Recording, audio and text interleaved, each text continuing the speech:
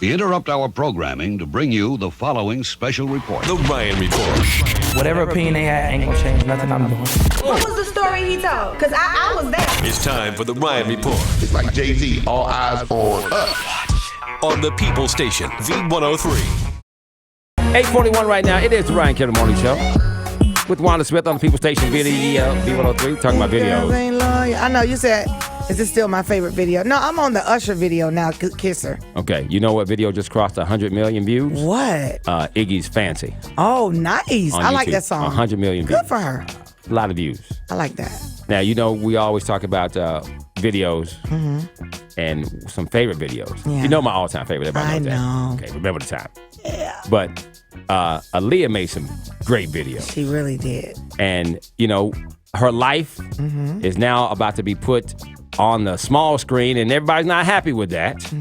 And in the studio, and he doesn't do interviews. And when he came in, and sat on the sofa. I know, right? He sat on the sofa because he's like, I'm used to sitting on the sofa because that's not my thing. But Jomo Hankerson, who is a cousin and the president of Aaliyah's Blackground Records, is speaking out. Why did you first of all, thanks for coming on the show, man. We know you got a lot of stuff going on. Thanks for having me. Now, why did you decide, and why are people so mad about Lifetime doing this movie? Well, we feel like it's really not the right platform. Aaliyah was a legend.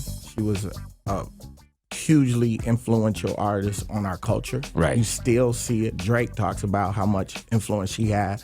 7th Streeter, her first single, was very reminiscent of Rock the Boat. So she's still having an effect on music right now. And I think that she deserves the treatment of a Walk the Line or a What's Love Got to Do with It, a big major movie that becomes part of picture, right? The culture as well. You know, we quote lines from Walk the Line. We should quote lines from Aaliyah's life story.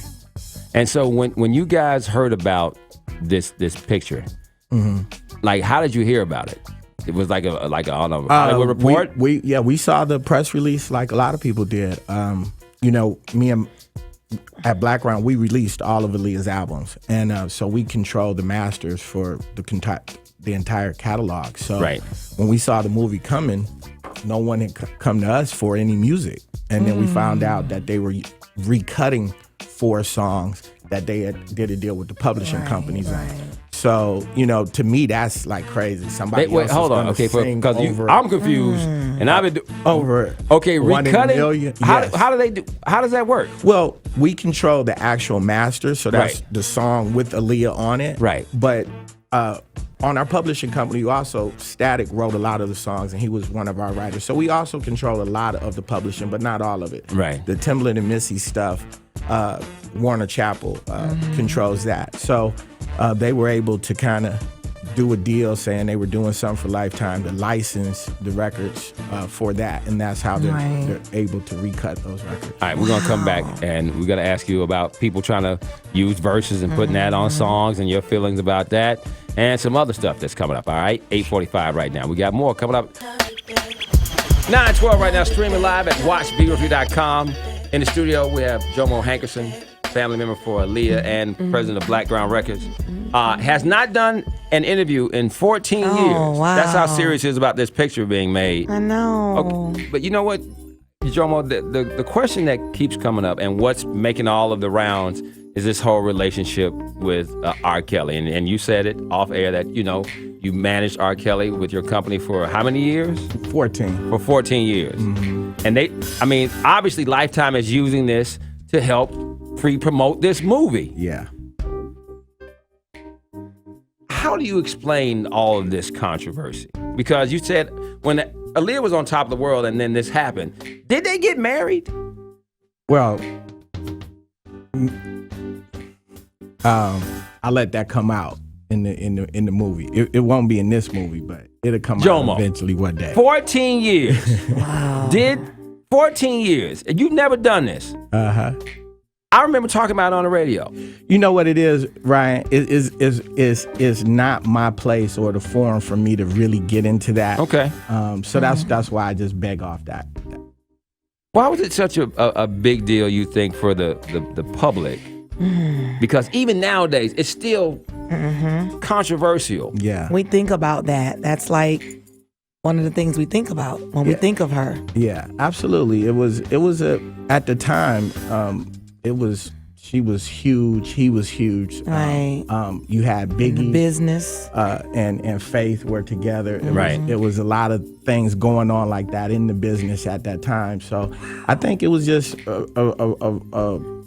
indicative of the times. The chemistry too. Yeah, absolutely. When you hear that first album, it was obviously a lot of creative chemistry on that record. So.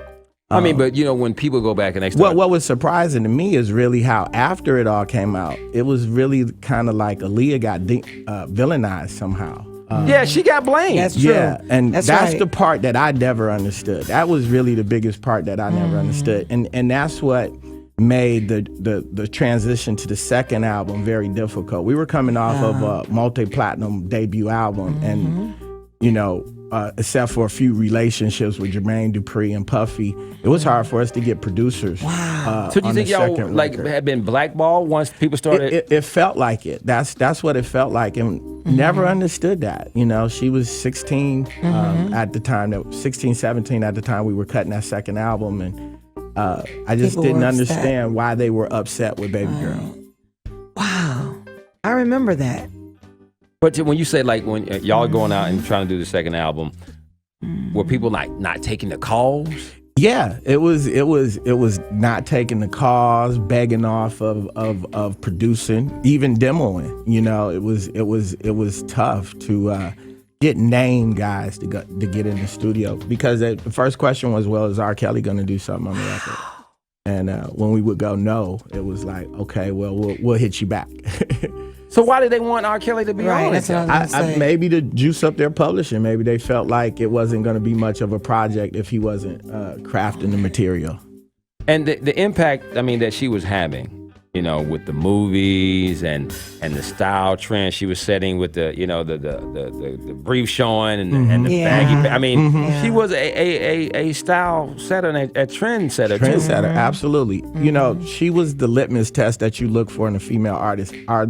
After they do a video or they come out with some visuals, do the young girls copy what they're doing? Right. And she set the agenda for I agree. Nearly a decade of her career. Do you get to hear from, I know her relationship with Missy Elliott was really, really a good relationship. Like, that was Missy's girl. Yeah. Do y'all get to hear from Missy often? Not over the years, not as often as you would like, but yeah, me and Missy are really cool, and everything is beautiful. Is she doing fine? Oh, Missy's doing great. I think she's working on a new record or Good. like that. I think her and Timbaland are back in the studio. Okay. All the Ready to compilations that we've heard and people trying to, the Chris Brown and the Drake and all that. What's your thoughts on all that? I mean, I like the Chris Brown record. I thought that was the one that did the most justice. But what do you rank all those? Well, I like the Chris record. I really like the Drake record. For me, what people don't really know, because we in the media age that we're in, Aaliyah always worked with a lot of producers and songwriters. Really, a cat named Static Major, who passed away in 2008. He did Lollipop with Lil Wayne. He wrote probably more of the hits than Missy actually did. Missy was very prevalent on the second album. Yeah. But Are You That Somebody? Static wrote. Try Again. Static wrote. More Than a Woman. Rock the Boat. So Static was a huge creative force with Aaliyah that everybody don't know. So this idea that on the second album there was probably Jermaine Dupri was on that record, Puffy was on that record, Vincent Herbert executive produced that record with me.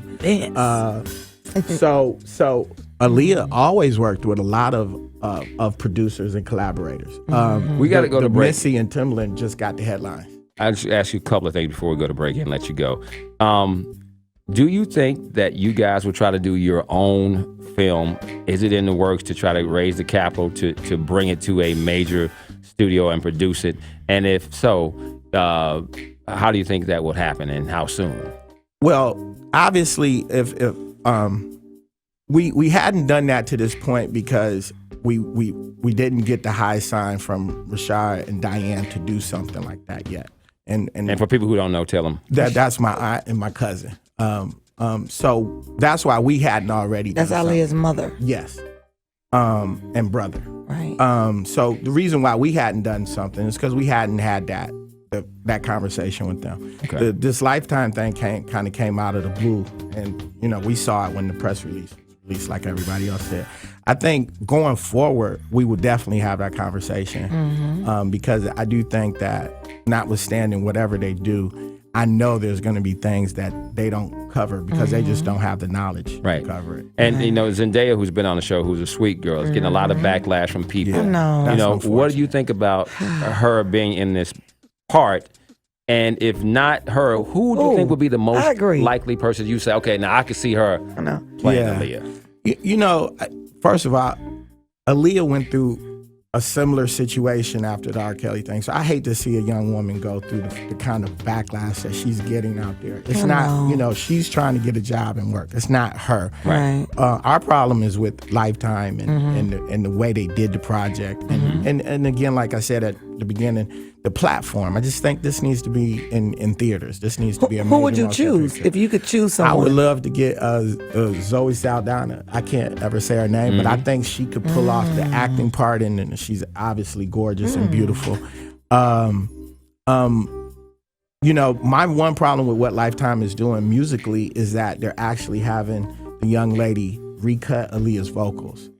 So to hear somebody else on top of one, it was a lot of flack you mentioned when there were other new producers doing Aaliyah music. Right. I can't imagine somebody singing One in a Million as if she's Aaliyah. That's unfathomable to me. Well, we appreciate you, Yeah, thank you so much for being very candid. We appreciate that. Thank you guys. We interrupt our programming to bring you the following special report. The Ryan Report. Whatever opinion they had ain't gonna change nothing I'm doing. What was the